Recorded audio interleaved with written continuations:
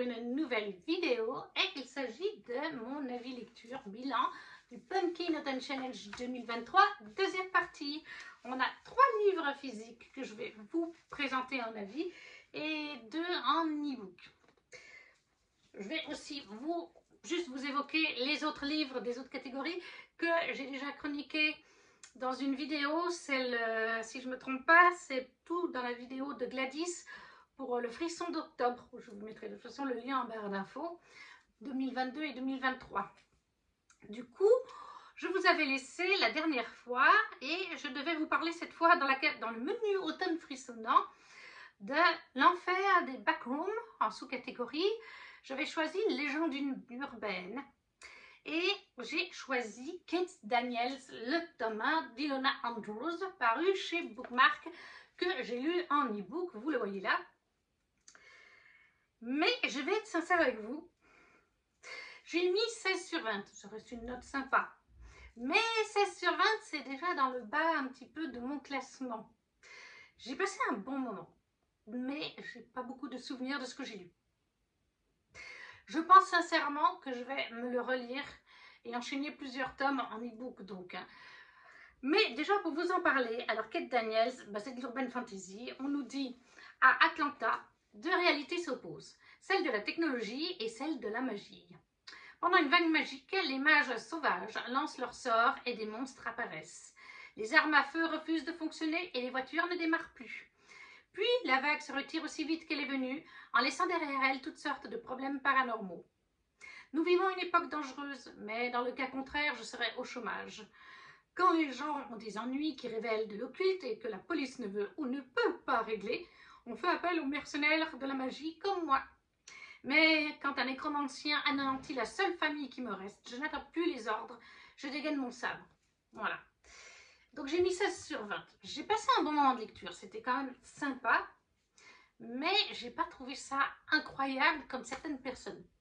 Après, on a tous des goûts différents, et ça je me rappelle très bien, parce que je l'ai fait en LC à l'époque avec Amélie, ma copine canadienne de lecture, qui depuis a un petit peu arrêté de lire. Et en fait, elle a adoré, ça a été un mini coup de cœur de mémoire. Mais moi, je pense que le souci, c'est qu'à cette époque-là, j'ai commencé donc les Kate Daniels. J'avais commencé, mais je ne sais plus quand, Patricia Briggs aussi, avec sa saga Mercy Thompson.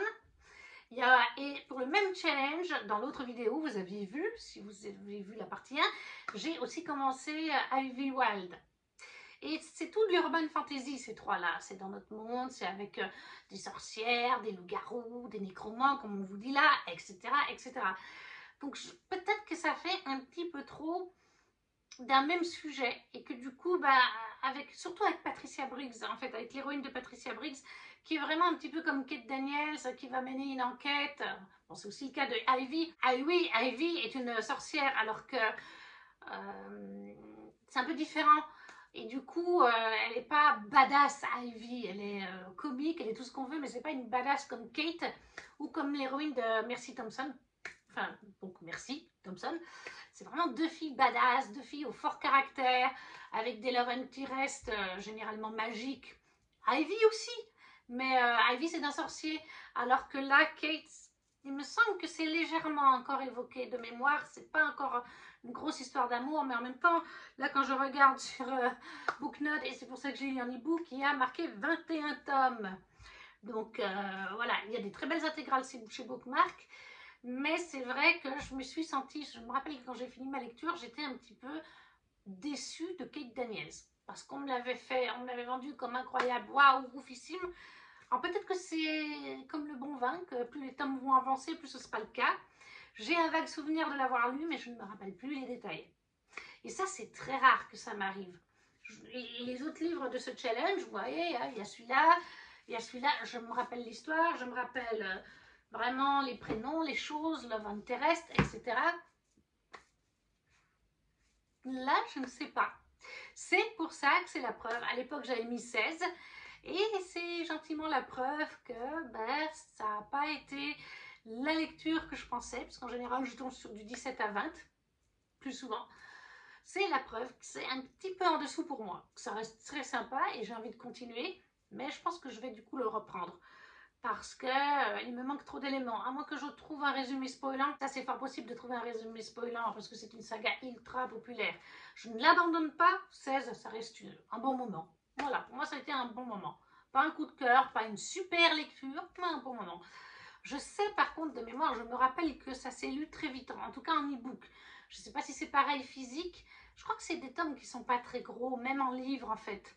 D'ailleurs, il y a des intégrales qui sortent chez Bookmark en collector.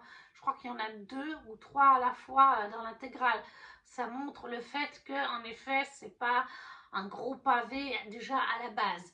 Je me rappelle de ça. L'écriture était vraiment fluide, vraiment agréable. Ça, il n'y avait pas de souci avec. L'histoire est sympa. Elle était intéressante. C'est juste que, voilà, j'avais cette impression de déjà vu, cette impression que c'est sympa. Voilà, il y a aussi Charlie Faro hein, qui fait de l'urban fantasy avec Honora, même si Honora n'est pas de l'urban, c'est encore différent, mais ça se passe dans notre monde futur. Mais voilà, elle a une de ces sagas qui se passe au présent par contre, et c'est tout à fait le même genre en fait aussi, ça se rejoint. Donc c'est vrai qu'au bout d'un moment, si j'en ai plusieurs à lire en même temps, je pense qu'on peut avoir ce ressenti de oui, c'est sympa, mais je l'ai déjà vu. Voilà, et ça c'était pour Kate Daniels. Donc je ne sais pas encore si je reprendrai ce tome 1 dans un autre challenge ou si je trouve un résumé spoilant. Parce que je pense qu'en lisant un résumé spoilant ou si quelqu'un vient me dire en commentaire le résumé, je me rappellerai. Voilà, c'est juste que là, c'est un peu sorti. J'ai juste le ressenti de lecture. Les détails de lecture sont partis. Donc ça, je verrai encore comment je vais faire. Mais je n'abandonne pas Kate Daniels parce que c'est quand même sympa. C'est juste que j'ai trouvé que ça ressemblait à beaucoup de choses et qu'il m'en fallait plus. Et puis c'est bien d'avoir 16 sur 20, ça me permet peut-être d'avoir une augmentation de la note au fil des tomes. Je pense que ce sera peut-être le cas, parce que là c'était assez introductif aussi. Un tel univers avec 21 tomes, ça ne peut qu'être introductif. Ensuite, qu'est-ce que j'avais? Pour Automne douceur de vivre, j'avais la sous-catégorie La Dame Chouette des îles bouillantes. Les mots-clés que j'avais sélectionnés, c'était sorcière et magie.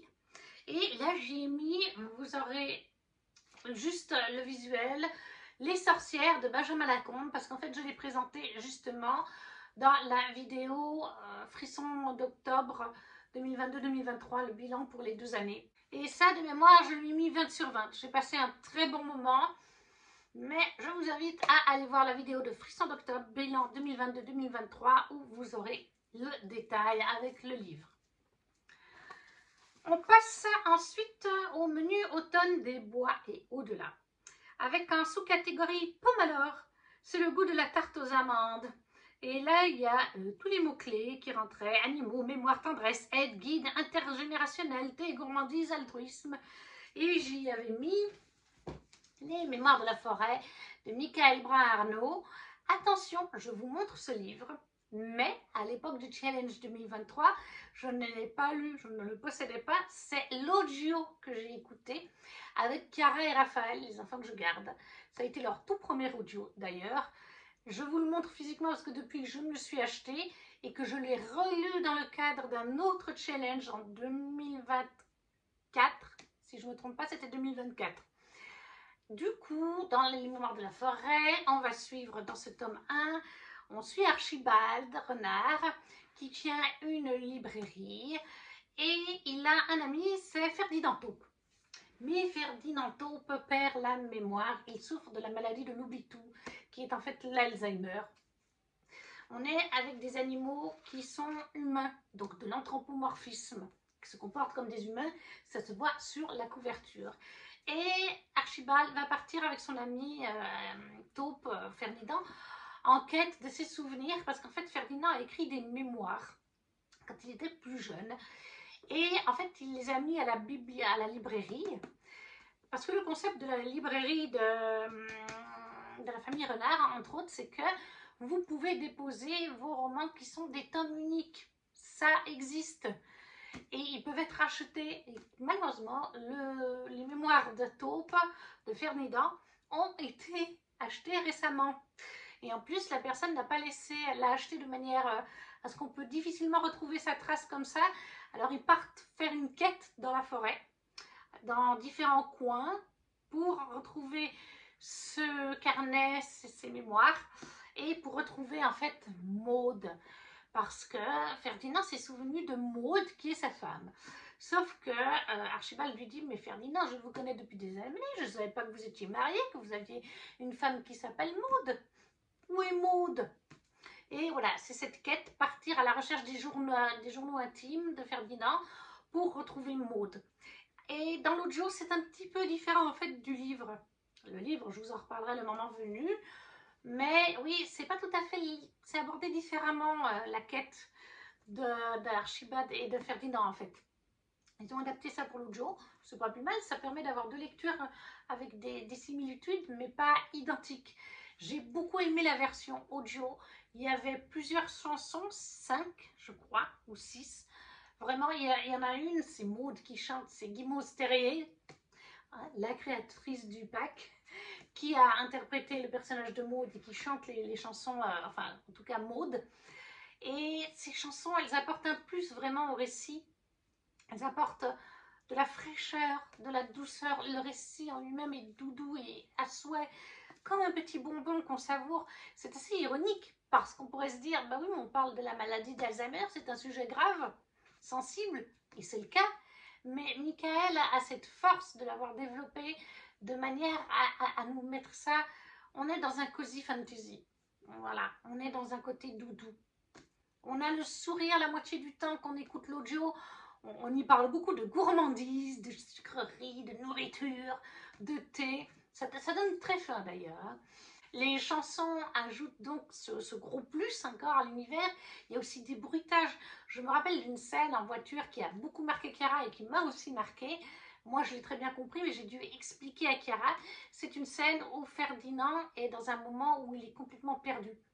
Il ne sait plus qui il est, il ne sait pas quel âge il a, ce qu'il est, qui il aime. Enfin, il est tellement perdu que son esprit est dans un endroit noir, sombre, avec du vent, juste du vent qui fait... Et comme s'il était dans une caverne avec du vent. Et Ferdinand est là, où je suis, qui je suis. Voilà, je n'irai pas plus loin dans les détails, mais l'audio retransmet bien comment c'est dans la tête de Ferdinand à ce moment-là. Et même Chiara m'a dit, c'est triste, ça fait peur un petit peu. Et je lui dis, oui, mais c'est comme ça dans la tête parfois des personnes qui ont la maladie d'Alzheimer, comme ça s'appelle en vrai chez nous. C'est parfois comme ça dans leur tête. Bien sûr que c'est triste, bien sûr. Mais voilà, à côté de ça, ils ont beaucoup adoré parce qu'il y a des moments très drôles, comme je vous dis, très touchants. On est un peu sur un côté de Found Family, j'ai envie de dire, entre Ferdinand et Archibald. C'est presque une Found Family. En tout cas, c'est une très belle amitié, très profonde, très prenante. Les messages sont magnifiques. Et c'est un audio qui peut autant s'écouter pour les enfants que pour les adultes. Justement, il y a différents niveaux de lecture. Un enfant va peut-être pas pousser plus loin, mais un adulte qui connaît bien la maladie d'Alzheimer, enfin, je pense qu'on sait tous comment ça se goupille. On a une autre vision encore, ça nous émeut encore plus qu'un enfant. Pour l'enfant, ça va être une découverte. Mais voilà, c'est différents niveaux de lecture. En tout cas, moi, j'ai passé un très bon moment avec l'audio des Mémoires de la forêt, le tome 1, qui est par Michael Brun-Arnaud. Par contre, je ne sais plus qui c'est qui le lit, l'audio. Je m'excuse, c'est vrai, je ne sais plus. Et donc, ça a été un coup de cœur. Je lui ai mis 20 sur 20. Vous vous doutez d'après mon résumé et d'après mon ressenti. Toujours dans le menu automne des bois et au-delà, j'ai lu Cogito de Victor Dixon en format poche et pocket, PKJ, pardon. Et ça, j'y ai mis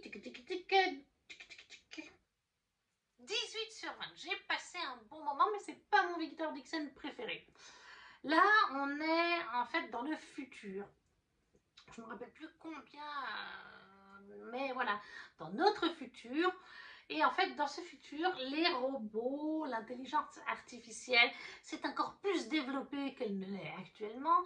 Elle prend beaucoup de travail. Par exemple, un exemple facile, il n'y a pratiquement plus personne qui conduit des véhicules, des trains, des bus, tout ça. Les voitures, c'est tout des robots, c'est tout des intelligences artificielles, parce qu'il a été démontré scientifiquement que les risques d'accident sont moindres avec eux. Ils ne vont pas avoir un problème de santé au volant, ou de vieillesse, de vue, ça rejoint la santé. Voilà, ils sont infaillibles pratiquement à plein d'égards. Et on va suivre en fait Roxane. Roxane qui est en phase rebelle, c'est une adolescente. Elle est en phase rebelle, elle a perdu sa maman il y a 1 an, 2 ans, je ne sais plus exactement. Il y a un petit moment, elle a perdu sa maman. Elle vit encore avec son papa qui lui a retrouvé une chérie depuis. Et elle l'accepte pas très bien non plus. Et Roxane et son papa sont en fait de la catégorie des gens pauvres, on va le dire comme il en est. On a 2 niveaux, on a ceux en haut, les riches, les gouvernements, tout ça, les très bons travail, et on a ceux en bas. Et en effet, le père de Roxane, avec sa femme, ils étaient tous les deux, alors je ne sais plus s'ils vidaient les poubelles ou s'ils nettoyaient les rues. Je crois que c'est nettoyer les rues. Et en fait, eh bien, ça prouve un jour un véhicule conduit par un humain, non par une machine, une voiture, a foncé sur la mère de Roxane et l'a tuée. Voilà, la preuve par A plus B que les humains sont plus faillibles que les robots et les AI pour ce qui est de conduire des véhicules de tout type. Et voilà, depuis ce moment-là, bah, Roxane, elle est plus tout à fait bien, elle est en face de rebelles, elle est avec une groupe de filles rebelles. Il me semble me souvenir même qu'elle vole des choses dans les magasins. Et puis un jour, elle reçoit une lettre, une convocation, une invitation à participer aux vacances de printemps pour aller aux îles Fortunées, une archipel tropical futuriste entièrement dédiée au cyberbachotage. En effet, tout ce qui est AI et robots, mais quand je vous dis robots, c'est qu'ils nous ressemblent, hein, les robots. On cherche à savoir, on est là, c'est un robot, c'est pas un robot, tellement il nous ressemble, hein, c'est très fidèle. C'est un gars qui a créé cette grosse société qui est à l'heure actuelle la meilleure. Et c'est lui qui propose du coup, en fait, ce stage.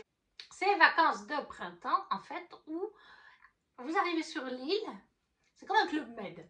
La journée, vous faites vos activités, vous faites de la voile, vous allez à la bibliothèque, vous allez dans la salle de cinéma, vous allez dans la mer, l'océan, pardon.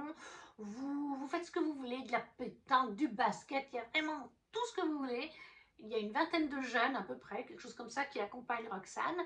Et en fait, quand vous arrivez sur l'île, ils vous injectent, si je me rappelle bien, des nanorobots, microscopiques robots qui vont dans votre corps, plus précisément dans votre cerveau. Et le soir, quand vous vous endormez, la société de ce richissime homme d'affaires vous met des choses en tête, des choses historiques, des choses de musique. Par exemple, il y a certains jours, vous pouvez dire, alors moi j'aimerais apprendre pendant la nuit à jouer du saxophone. Eh bien, ils vont sélectionner un saxophone et vous allez apprendre en dormant tout ce qu'il y a sur le saxophone, les notes, les gammes, les machins, les morceaux, vous serez un as du saxophone. Pareil pour l'histoire, pareil pour les maths, l'astronomie, il y a tous les sujets. Le but étant que quand vous revenez de ce camp, vous êtes apte à passer votre examen, puisque je vous ai dit, elle a 18 ans, elle va finir ses études, pouvoir passer l'examen haut la main et pouvoir du coup partir sur un beau métier et non pas un métier d'en bas, un peu comme son père et sa mère qui sont nettoyeurs de rue. Voilà, c'est tout le but de ce programme. Elle y va, ils sont 3 ou 4 jeunes en fait que le dirigeant a choisi lui d'intégrer au programme parce que justement ils sont dans des situations financières compliquées ou des rebelles comme elle est les deux à la fois. Et après, autour d'eux, c'est beaucoup de jeunes de gouvernement ou d'hommes politiques, oui, c'est pareil, d'hommes de politique ou d'entreprises ultra célèbres, bref, de gosses de riches, tout simplement. Et on va les voir évoluer, ces deux groupes, créer des liens ou pas, ça je reste vague exprès. Et on va voir des robots, on va voir des AI, bien sûr, autour d'eux. Hein, le personnel en est pour certains, d'autres, eh ben, on ne sait pas. Justement, on se dit, ah non, celui-là, il est humain. Et puis plus tard, est-ce qu'il est vraiment humain ou pas? C'est une bonne question. Mais le fait est, comme dans ce genre de film et dans ce genre de livre, à un moment donné, se pose la question, on se pose des questions, et oui, en effet, est-ce que notre riche homme d'affaires contrôle vraiment bien les choses, surtout qu'il y a des rebelles, je crois, qui sont pas loin de l'île, ils essayent de s'introduire et tout ça. Est-ce qu'il a vraiment bien tout le contrôle de son business et surtout là de vouloir trafiquer le cerveau humain pour y mettre des sciences, des technologies, de la musique et tout ça? C'est tout le but, de se poser plein de questions. là-dessus, je vais rester vague. Il faut que je reste vague. C'est compliqué parce qu'il ne faut pas vous le spoiler, mais oui, c'est ça, vous cogitez, c'est le cas de dire, vous-même vous cogitez à l'intérieur. Vous posez des questions et on peut se dire, arrivera-t-on à ça un jour ou l'autre? Et je pense que oui d'ailleurs. Alors, à ce qui se passe à la fin et tout ça, j'espère pas. Mais on voit en tout cas au niveau de l'AI et des robots qu'on se dirige sur le début du roman, ça c'est une certitude. Voilà, c'est Victor Dixon, il pose vraiment des fois des questions.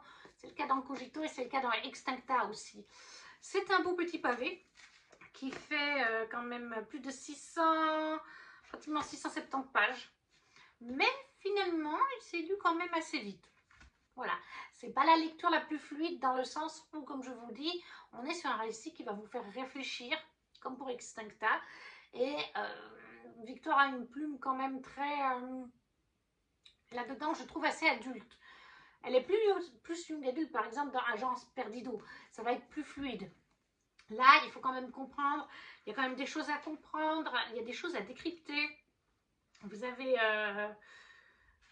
des pages vraiment... où est-ce que j'en ai vu déjà? Parce qu'il y a plein de choses. Voilà, il y a des fois des petites choses comme ça. Voilà, sur... c'est très intellectuel, c'est très scientifique. Voilà, il y a des explications aussi. Donc, il faut des fois bien se concentrer. Oui, on est dans un truc d'intelligence artificielle. Donc, voilà, c'est un peu scientifique parfois. Mais j'ai adoré, j'ai vraiment passé un très bon moment. 18, pour moi, c'est une super bonne lecture. Hein, c'est vraiment un super bon moment. J'aime beaucoup ce que fait Victor Dixon. Et je conseille d'ailleurs de lire Cogito avant de lire Extincta. Je crois que c'était Johanna de la Citadelle de mes lectures qui avait rencontré Victor et qui lui avait donné cette petite astuce à l'époque parce qu'elle ne les avait pas encore lues. Et il lui avait dit « lis Cogito ». Et c'est ce que j'ai fait sur ce conseil de Johanna. Et j'ai bien fait parce qu'il y a en fait une petite connexion à la toute fin d'Extincta qui se fait avec Cogito, où on parle de quelque chose qui a rapport à ce roman. Je ne peux pas vous dire quoi, ça vous spoilerait. Mais en effet, et là je l'ai évoqué avec Victor Dixon aux Imaginales, parce que j'ai lu cette en 2024, celui-là en 2023 et Extincta en 2024. Donc je lui ai dit, j'ai suivi le conseil de Johanna que tu lui avais donné, et en effet, on a un petit caméo, on a un petit quelque chose. Alors c'est pas dramatique si vous lisez pas Cogito avant, que vous n'avez pas envie de le lire. Voilà, c'est juste dommage parce que vous n'aurez pas ce petit truc en plus où on se dit, ah, mais ça, je sais ce qu'il me raconte là. Il me raconte ça. Il me raconte l'après ça, en fait. Et qu'on est, du coup, toujours sur notre planète. Bah oui, forcément, dans Extincta, on est sur la fin de la planète Terre. Alors que là, on est en 2000, je sais pas moi, je ne sais plus du tout, 2100, 2200, 2070, dans ces eaux-là, quoi. Mais voilà, c'est un bon petit roman, c'est... Vraiment, ça fait cogiter. Moi, c'est ce que je peux vous dire. Donc, Cogito de Victor Dixon, le tome 2 chez PKJ, 18 sur 20 pour le sous-menu Rocket Raccoon on the Run. Et j'ai oublié de vous dire que d'ailleurs, c'était pour expérience scientifique et science-fiction, et ça rentre totalement pour les deux mots-clés. Ensuite, nous avons un livre que je vous ai présenté donc dans une autre vidéo. Alors, je ne sais plus si c'est dans le Frisson d'octobre ou si c'est dans un autre challenge. Je vous mettrai de toute façon les liens de ces vidéos où vous retrouvez les autres avis. Vous les aurez. Il s'agissait dans le menu auteur rayonnant. Catégorie, sous-catégorie, we always find a way. Pour les mots-clés feel good, diversité et inclusivité, j'avais mis La société très secrète des sorcières extraordinaires de Sangu Mandana, paru chez Lumen, et ça a été un incroyable coup de cœur. Je lui ai mis 20 sur 20. Pour avoir l'avis complet, je vous invite à vous diriger sur le lien vidéo que vous aurez dans la description. Ensuite, toujours pour le menu, les deux derniers, c'est toujours le menu automne rayonnant. Pour la sous-catégorie L'esprit indomptable de Jay Marsh, pour les mots-clés place de la femme, indépendance, ambition, écrivaine, rêve, on peut aussi mettre quelque part. J'ai mis en VO The War of Lost Heart de Carissa Broadbent, parce qu'à l'époque il n'était pas encore sorti, je l'avais lu en e-book. Mais depuis il est sorti en français chez Bookmark, c'est donc La Braise, La guerre des cœurs égarés, la saga, où on suit en fait Tisana, qui est une jeune femme dans un univers de fantasy inventé, qui a été faite esclave quand elle était petite fille. Et là, on la suit quand elle est jeune adulte. Elle est donc esclave pour un homme. Elle vend entre autres ses charmes pour gagner un peu d'argent aussi au black, afin de racheter sa liberté. Et là, elle a suffisamment d'argent pour le faire, sauf que ce dernier ne va pas être tellement d'accord qu'elle rachète sa liberté, et elle va malheureusement le tuer. Donc elle va s'enfuir. Elle va partir dans un autre royaume, un royaume où elle voulait aller, pour apprendre justement à utiliser une forme de magie. Elle en a un petit peu des bribes en elle. Et du coup, elle va aller dans ce royaume et elle va être formée par Maxentarius Farlion. Ça va devenir son maître. Il va lui apprendre donc cette magie. Ils vont passer du temps ensemble, ils vont vivre dans la même demeure ensemble. Et bien sûr, ils vont se rapprocher, ça va créer une romance. On est sur une romance ici. Et on va faire plein de découvertes, il faut que je reste très vague. J'en ai plus de souvenirs que Kate Daniels. Et d'ailleurs, la note est un peu plus élevée que Kate Daniels, puisque j'ai mis 18/20. Vous voyez la différence? Là, j'arrive à vous le résumer, et je m'en souviens quand même plutôt bien. C'est juste que je ne peux pas trop vous donner d'informations. J'ai été surprise par certains aspects. Alors, je l'ai lu en anglais. Je vais être honnête, j'ai pas tout compris parfois à ce que j'ai lu en anglais. Je sais pas, est-ce que j'étais dans une période où ça allait moins? Il y a quand même différents niveaux de compréhension d'anglais, et il y a des fois où je comprends mieux que d'autres, dans certains romans. Et là, c'est vrai que j'ai quand même compris, mais pas à 100%, un peu, dire à 85%. Il y a deux, trois fois où j'ai dû relire une phrase ou deux. Ça vient peut-être de la plume de Carissa. Après, je me dis, j'ai lu Crescent City de Sarah J. Maas en VO. On ne peut pas faire plus lourd au niveau world building et tout au niveau de la plume. Et pourtant, je l'avais bien compris. Mais je vous avoue qu'en effet, il y a deux, trois petits passages où ils sont un peu plus flous, déjà en anglais de base. Ce qui me laisse dire que je leur lirai peut-être en français, toujours en e-book. Parce que je manque de place.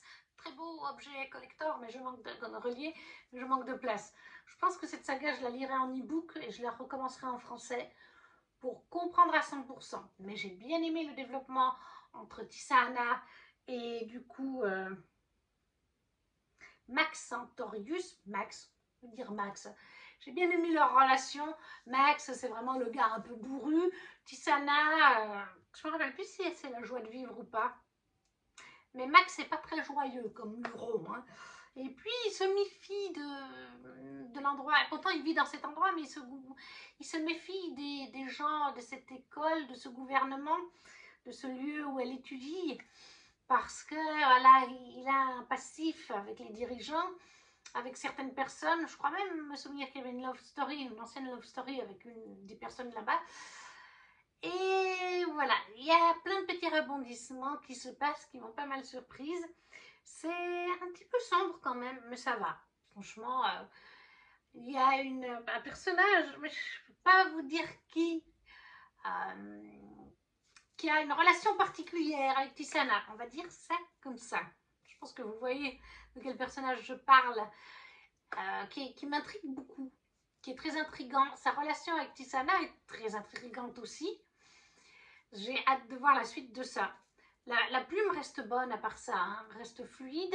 C'est juste que voilà, j'ai trouvé le niveau d'anglais peut-être moins abordable à l'époque que d'autres choses que j'avais pu lire à la même époque. Maintenant, est-ce que ce serait toujours le cas?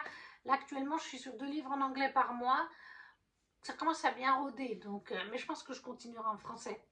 Parce qu'en anglais, je prends plus de temps pour le lire. Je crois que je l'ai commencé pendant le challenge. Et je l'ai terminé hors challenge d'ailleurs. Je sais que j'ai terminé en janvier 2024. Donc, oui, complètement hors challenge. Parce que le challenge finissait le 31 octobre. En toute logique. Donc, oui, j'ai pris 2 mois au moins pour le lire. Ça, je m'en rappelle. Mais ça a été quand même une très bonne lecture. Et j'ai beaucoup aimé la relation entre les deux personnages. J'ai hâte de voir la suite.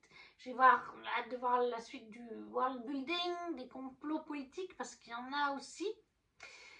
C'était intriguant. Voilà, c'est pas la meilleure des lectures, mais c'est un très bon moment. Donc un 18/20 pour The War of Lords Heart. En français, c'est La guerre des Kurigari, le Thomas de Carissa Broadbent.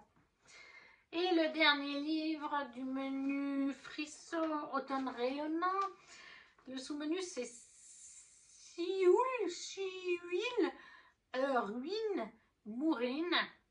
Avec les mots-clés que j'ai choisis, c'est Petit Puck, Nature Rooting et Vert. Et j'ai mis 19 sur 20. C'est Le Jardin des Fées, le tome 2, paru chez Draco, d'Audrey Alouette, Moretti. Il me semblait qu'il y avait une troisième personne. Treb aussi. Alors, c'est un tome 2, donc je ne vais pas forcément vous parler trop de ce tome 2. On suit en fait une petite fille, oui, une jeune fille. Je crois qu'elle est adolescente, Lucie Caraval. Elle a été envoyée par sa maman chez il me semble que c'est son oncle. Je ne vais pas vous dire de bêtises. Il me semble que c'est son oncle. En tout cas, c'est un membre de sa famille. Mais sa maman et lui ne s'entendent pas forcément très bien non plus. C'est Edgar Caraval. Et en fait, dès qu'elle arrive, alors Edgar avec elle, il est vraiment pas sympa. C'est vraiment le gars, il n'avait pas envie qu'elle soit là. Sa femme la recueille, si on peut dire ainsi, c'est Rose, mais elle est hautaine, enfin c'est des riches, vous voyez. Et ils ont leur fils Achille qui est pas mieux qu'eux. C'est pas des joyeux lurons, il fait pas bon vivre avec eux. Et Lucie, tout de suite, se rend compte qu'il y a un magnifique jardin dans leur propriété, mais que quand elle leur en parle, ils disent que le jardin est en friche. C'est parce qu'elle voit, elle voit un beau jardin, des belles fleurs. C'est parce qu'en fait, Lucie a la capacité de voir les fées. Et eux ne l'ont pas. Donc du coup, le jardin qui est entretenu par les fées, elles y vivent et ils ne le voient pas. Ils ne voient qu'un vieux champ de friche, enfin un vieux jardin en friche. Lucie va sympathiser avec Marigold, une petite fille, et elle va commencer à trouver un journal, je ne sais plus comment, mais elle trouve une espèce de journal qui appartenait à un homme, Angus Contiglet. Et c'est le père de Rose en fait, donc ça, la femme de son oncle.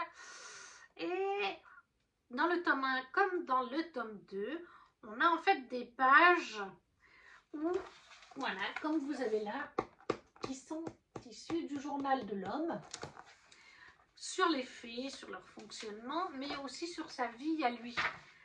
Voilà, là vous en avez une autre, alors c'est la toute fin, ne lisez pas, mais c'est pour vous montrer. Il nous décrit sa vie, il décrit les faits dans ce journal. Donc on a des sortes de flashbacks grâce à ça. Là vous en avez d'autres. Et vous avez aussi la vie en direct qui continue. Et les deux sont en fait connectés. On a une intrigue, voilà, sous-jacente avec le passé pour découvrir ce qui est arrivé à Angus. Oui, à Angus, à sa femme.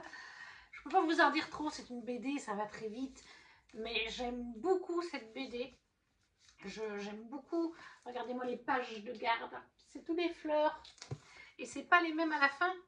Non, c'est pas les mêmes. Non, c'est pas les mêmes. Et c'est pareil dans le tome 1, vous aviez différentes plantes. Et à chaque fois, on vous dit, voilà, par exemple, le laurier rose sert aux vomissements et aux arrêts cardiaques. Oui, c'est très utile. Le muguet de mai est toxique pour le cœur. Oui, encore une fois, je vous montre que des exemples. Mais ça rajoute un plus à cette BD que je trouve vraiment super. Ça vous apprend des choses utiles sur les fleurs et à les reconnaître puisqu'il y a le dessin. Ça, c'est vraiment, ça a double utilité. Et c'est toujours très sympa pour les enfants comme pour les adultes parce que je ne connaissais pas forcément certaines de ces fleurs ni les effets qu'elles peuvent avoir, en quoi on peut les utiliser. Les dessins sont de toute beauté. Alors, ça fait quand même assez grand comme style. Audrey Alouette fait aussi une autre BD que j'adore, c'est le grimoire d'Elphie. Le dessin n'est pas le même. Sur le grimoire d'Elphie, c'est vraiment plus enfant, doudou jeunesse. Là, je dirais qu'on est déjà sur un style de dessin et de ton de couleur adolescence, on va dire. Après, ça va très bien pour une fillette de 10 ans et demi. Hein. Chiara ne l'a pas encore lu, mais c'est quelque chose, les petites filles sont couvertes, elles ne sont pas toutes nues en plus, comme peuvent l'être des fois les petites fées. Donc ça se lit aussi pour un enfant de 10 ans et demi. C'est juste que les styles graphiques sont différents entre les deux romans, entre les deux sagas de BD. Même si c'est Audrey Alouette, Audrey, elle est au texte en fait, à l'histoire. Mais ça reste une super bande dessinée que j'aime beaucoup. C'est un mini coup de cœur, ça je la garderai avec grand plaisir. Je crois qu'Audrey Alouette, au niveau roman et au niveau histoire BD, c'est une autrice qui me plaît. Parce que j'ai aussi lu Magic Charlie au niveau de ses romans et ça a été aussi coup de cœur. Donc une petite pépite. Moi, je peux que vous conseiller cette BD, que vous soyez grand ou que vous ayez des enfants autour de vous qui apprécient les BD. Moi, je vous la conseille. Donc voilà, Le Jardin des Fées, le tome 2 d'Audrey Alouette, Moretti et très bas chez Dracou Édition. Je me trompe pas, oui, c'est bien Dracou, comme pour le grimoire Delphi. Et voilà, nous sommes arrivés à la fin de cette vidéo avec 3 livres physiques, même si ça c'est un audio pour la mémoire de la forêt, et 2 e-books. Alors j'ai noté, tout est noté. Il y a tout qui a été, voilà, j'ai mis des notes à tous les livres, mais comme je vous dis, je sais de mémoire que la guerre de Rennes, la guerre, non, la guerre, The War of Love, certes, la guerre des cœurs, je sais que j'ai fini en janvier 2024, que je ne l'ai pas fini pendant le Pâques. Voilà, je pense que c'est pas le seul d'ailleurs que j'ai fini un petit peu après le Pâques. Par contre, ils ont tous été lus, que ce soit un petit peu après la fin du Pâques ou pas. C'est pour ça que je vous les mets dans cette vidéo-ci, dans cette double vidéo-là. La vidéo est à présent terminée. N'hésitez pas à me dire en commentaire si vous avez lu certains de ces livres, s'ils vous font envie, si vous ne savez pas quoi mettre. Comme d'habitude, un petit emoji, ça fait toujours plaisir. Ça soutient la chaîne, comme le petit pouce. À vous abonner si ce n'est pas déjà fait. Et nous, on se retrouve très vite pour une prochaine vidéo. Ciao, ciao!